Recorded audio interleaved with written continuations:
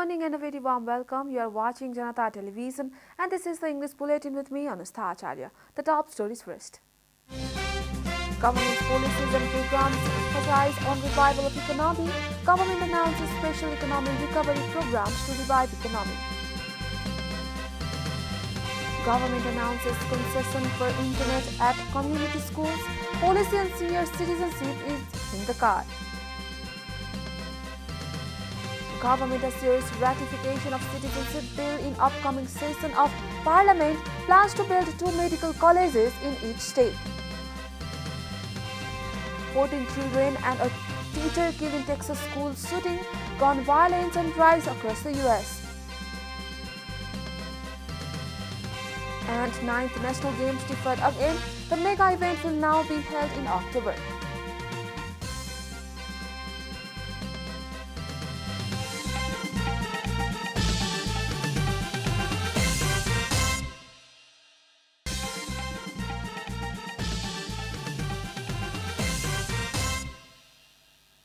And now the news in detail. The government has made public the policies and programs for the upcoming fiscal year with the aim of developing the agricultural sector, reviving the troubled economy and expanding the physical infrastructures. Addressing a joint session of the Federal Parliament on Tuesday, President Bidyadevi Bhandari made public the policies and programs of the government. A report. The government has unveiled the policies and programs for the upcoming fiscal year. The 145-point program highlights the fact that remittance inflow has improved over the past few months and the growth in revenue collection from tourism has been creating a positive environment despite the external pressure on the economy due to the unfavorable conditions resulting from the COVID-19 pandemic. In order to achieve economic growth and sustainability through the combination of fiscal and monetary policies, the government has outlined agriculture, transport, energy, tourism, and information technology as the drivers of economic growth. The government has adopted a clear policy of building a resilient economy through special economic recovery programs and keeping inflation within the limits. The policies and programs of the government intend to implement projects from the provincial and local levels except mega projects of national pride and of strategic importance. The government plans to conserve, use and distribute natural resources equitably in coordination among the federal, province and local government. As per the policies and programs of the government, the basis of economic prosperity will be laid by linking local economies with the national economy. The government aims to make policy, legal and systematic reforms to increase domestic production and industrialization by building quality infrastructures, promoting investment and facilitating business environment. The policies and program have been clear guidelines to include development programs and projects in the budget on the basis of national priorities. Budget will not be allocated for projects that have not been prepared beforehand and have not been included in the project bank. The government has given priority to reviewing the existing tax system, creating a clean, transparent and investment-friendly environment and facilitating local revenue mobilization. It plans to facilitate credit flow to the manufacturing and employment-oriented sectors. For the first time, the government has addressed the issue of formulating a new national agricultural policy for developing the agricultural sector as a major driving force of economic growth and employment. The government is planning to solve the problems of land grabbers and squatters within 2 years. Addressing the parliament while presenting the policy and programs for the upcoming fiscal year on Tuesday, President Bidyadevi Bhandari said that the problem of landless squatters and unorganized shelters have survived within 2 years. She also said that employment and capacity building programs would be launched for the freed bonded laborers who are yet to be resettled. President Bhandari said that the program would be targeted at the destitute people living along the national parks and river banks. She said that arrangements would be made for real estate transactions only from specialized organizations. The government has stated that special arrangements will be made for the agriculture sector in the budget of the coming fiscal year 2017-8. Addressing the joint sitting of the Federal Assembly on Tuesday, President Binta Devi Bhandari said that special arrangements would be made for the agriculture sector in the budget of the coming fiscal year 2079 and 80. President Bhandari said that a special program would be launched to substitute the import of important crops like paddy, maize, potato, onion and walnut in Nepal. Similarly, it has been mentioned in the policy and program that no budget will be allocated for the projects not recommended by the National Planning Commission. The government has decided to provide 50% concession on minimum internet fee in community schools and community hospitals across the country from the next fiscal year. The government has stated in its policies and program to ensure proportional representation of women and Dalits at the basic level of the state. On Tuesday, President Binta Devi Bhandari present the policy and program of the government for fiscal year 2079 and 80 BS Parliament. As per the policy and program, President Bhandari said that 50% concession will be provided in the minimum fee of internet at the secondary level community schools and community hospitals across the country from the next fiscal year by using the Rural Telecommunication on Technology Fund. President Bhandari also said that telemedicine services will be provided from hospitals in remote areas. President Bhandari further added that the President's Women's Upliftment program would be made effective and a policy would be adopted to institutionalize the system of gender-responsive governance by ending all forms of violence, exploitation, abuse and discrimination against women and sexual minorities. President Bhandari said that additional juvenile delinquency facilities would be constructed and the physical infrastructures of the existing juvenile delinquency facilities would be strengthened by making the juvenile justice system effective. She said that senior citizens and persons with disabilities will be protected. She also said a national senior citizens policy will be formulated to protect the right and welfare of senior citizens. The Election Commission has said that the vote count of the recently held local election is in the final phase. So far, Nepali Congress has emerged victorious in most of the contested areas, securing the overwhelming 322 seats. UML is distant second with 203 wins, followed by CPN Maoist Center securing victory in 121 local units. CPN Unified Socialist has secured 21 seats in the local units while JSP has won 30 seats. Similarly, Loktantrik Samajwadi Party has secured 16 seats. Independent candidate Balan Shaha has been leading the vote count in Kathmandu metropolis since the beginning. As per the latest update, Shaha has secured 51,933 votes against 32,609 votes of his nearest rival Srijana Singh of Nepali Congress. Another mayoral candidate, Kesab Sthapit of CPN UML, is third in the race with 32,075 votes. This is Janata Bulletin. We'll be right back after a short break.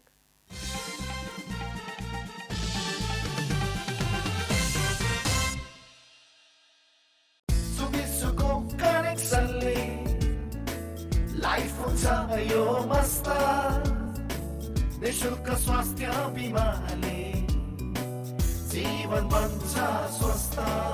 अब सुविसुको internet तथा टिभीको नयाँ जडान र नवीकरणमा पाउनुहोस् रु 1 लाखसम्मको निशुल्क स्वास्थ्य बिमा। शर्त तथा नियमहरू लागू हुनेछन्। थप जानकारीका लागि 0142358888 वा www.suvisu.net.np।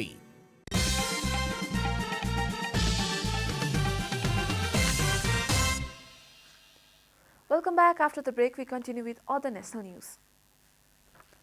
The government yesterday confirmed 11 new cases of COVID-19 across the country.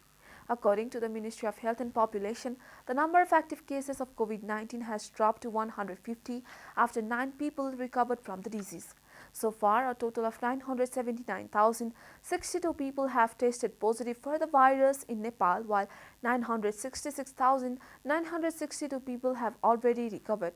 No new death from the virus was reported yesterday.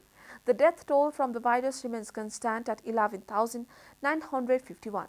Nepal is currently among top 65 countries affected by coronavirus. USA tops the list with 84.28 million cases, followed by India with 43.19 confirmed cases. The virus has infected more than 529.99 million people worldwide and has claimed over 6.29 million lives. The government has assured that the citizenship bill under consideration in the parliament will be finalized soon with the consent of all parties. While presenting the policies and programs for the coming fiscal year, President Vidya Devi Bhandari said that programs also include distribution of the national identity card promptly. The government has also included the work of registering personal incidents in the electronic system and expanding it as ward level as well. Similarly, a medical college is going to be drawn in Dadel-Dhura, the home district of Prime Minister Sher Bahadur Deuba. The policy and programs has also included the establishment of at least 2 medical colleges in each state. Krishna Prasad Bhattrai Mass Media Training Academy will be set up to develop the capacity of manpower working in the field of mass media. The postal service will be made modern, competitive, in commercial. She also said that Nepal will be promoted as an attractive place for shooting of foreign movies. The government of Nepal has formed a task force to acquire a loan of Rs 33 billion from the World Bank. A recent meeting of the Council of Ministers decided to form the task force headed by a joint secretary at the Ministry of Finance in order to seek the loan to expand transportation and trade sectors. Minister for Communication and Information Technology, Gyanendra Bahadur Karki, informed that the task force has been formed to seek 225 US dollar, approximately Rs 33 billion from the World Bank. Meanwhile, the cabinet meeting decided to approve a grant of Rs 86 billion from the Swiss government to reintegrate returnee migrant workers in society. And now the news from economic front.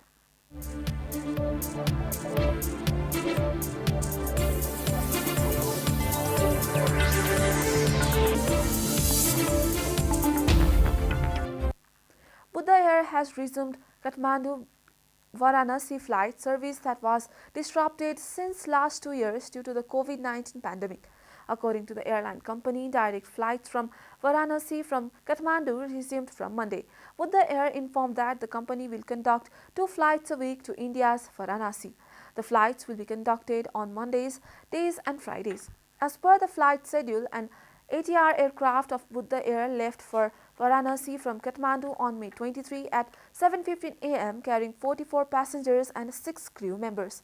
According to the company, the return flight left Varanasi at 8:45 am the same day. The return flight carried a total of 39 passengers. Issuing a statement on Monday, Buddha Air said that the flight service to Varanasi will also facilitate foreign tourists. The company further said that Buddha Airline subsidiary Buddha Holiday has been conducting tours to religious and tourism destinations across the country by announcing attractive packages.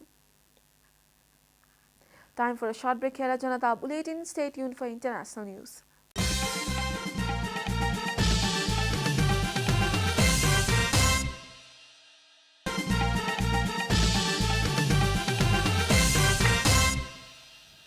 Welcome back. Now the international news.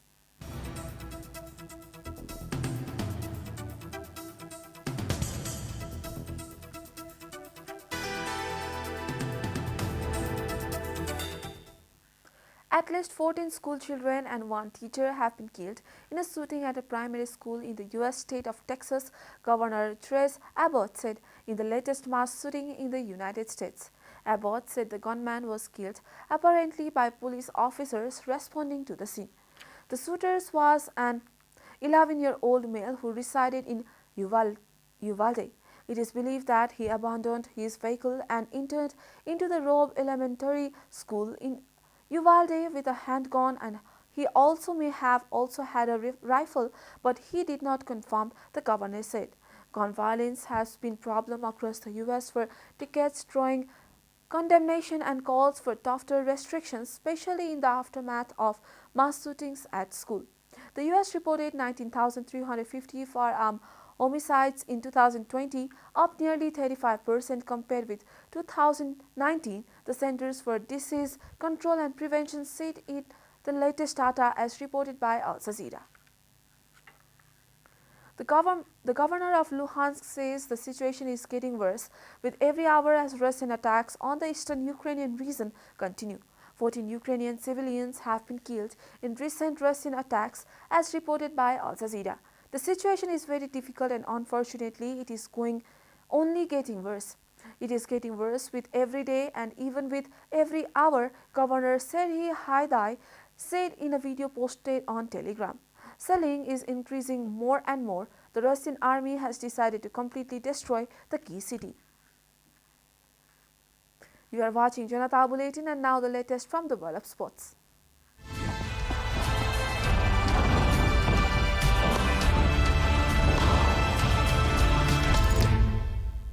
The 9th National Games scheduled to be held in Pokhara of Kentucky province in June has been postponed once again. The Ministry of Youth and Sports confirmed that the games have been deferred. Organizing a press conference on Tuesday, the ministry said that the national games have been rescheduled for October. A report.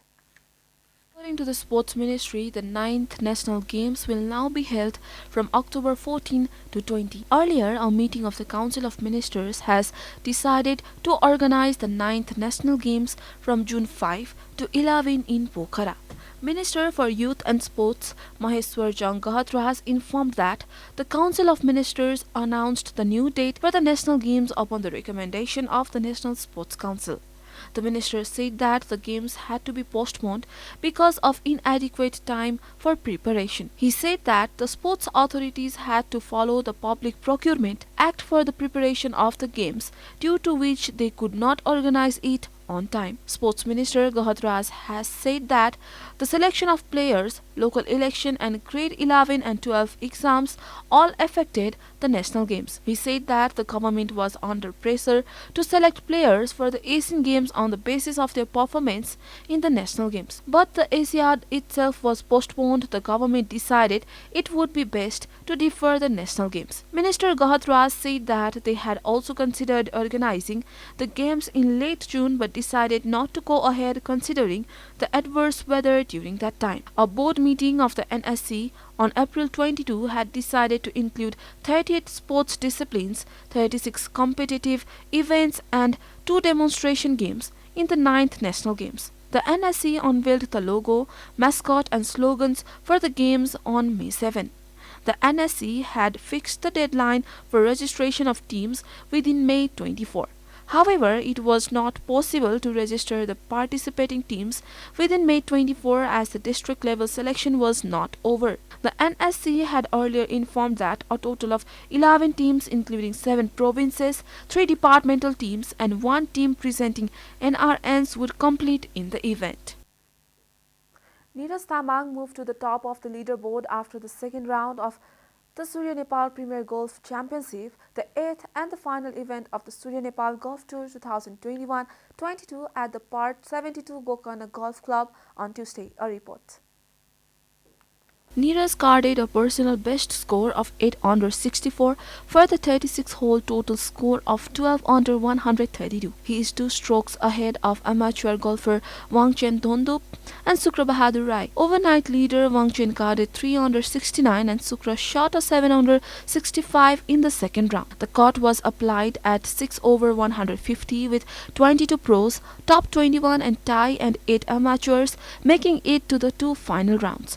Surya Prasad Sharma, Rajendra Thapa Magar, Deepak Neupane, Tirtha Paudel, Sanjok Mokhtan, Sanjay Lama, Rajendra Shrestha, Dinesh Prajapati, Ramesh Adhikari and Pradeep Kumar Lama survived the cut. In the amateur section, Tasi Chiring, Sam Doblard and Vijay Shrestha, Kumar Lama survived the cut. Leader Neeraj Tamang carded 4 under 32 on both halves on this way to playing a boys' free round. He carded birdies on the 2nd, 3rd, 5th and 6th holes before taking the turn. Neeraj then sank an eagle on the par 4, 14th hole and carded birdies on the 12th and 15th hole. A total of 54 players, 43 pros and 11 amateurs are taking part in the tournament organized by Nepal PGA under the sponsorship of Surya Nepal Private Limited. The flagship event of the tour carries a cash purse of Rs 1.461 million. The winner will be richer by Rs 250,000, while the runner-up will bag Rs 155,000 and third-placed golfer will take home Rs 110,000. All Nepal Football Association has appointed Navayuk Shrestha as the captain of the Nepali national football team. ANFA handed over the responsibility to Shrestha in the absence of the regular captain and goalkeeper Kiran Chemjong, who has been excluded from the national team for the AFC Asian Cup qualifiers, along with 10 senior players following the players' altercation with the chief coach Abdullah Al-Mutari. Although Chemjong was not in the country when the altercation took place in April 26, he was not included in the national assembly team. ANFA and chief coach Al-Mutari have not given any reason for not including Chemjong in the national team. Shrestha will lead the national football team during the third round of the AFC Asian Cup qualifiers 2023 to be held in Kuwait. Nepali national football team is heading towards Qatar on Wednesday for the team's preparation for the qualifiers. ANFA announced Shrestha as the captain during a program organized to bid farewell to the team. Chief coach Al-Mutari had announced the final squad for the qualifiers last Friday. We are at the end of Janata Bulletin and the headlines once again. Government's policies and programs emphasize on revival of economy. Government announces special economic recovery programs to revive economy. Government announces concession for internet at community schools. Policy on senior citizenship in the cards. Government assures ratification of citizenship bill in upcoming session of Parliament. Plans to build 2 medical colleges in each state. 14 children and a teacher killed in Texas school shooting. Gun violence on rise across the US. And 9th National Games deferred again. The mega event will now be held in October.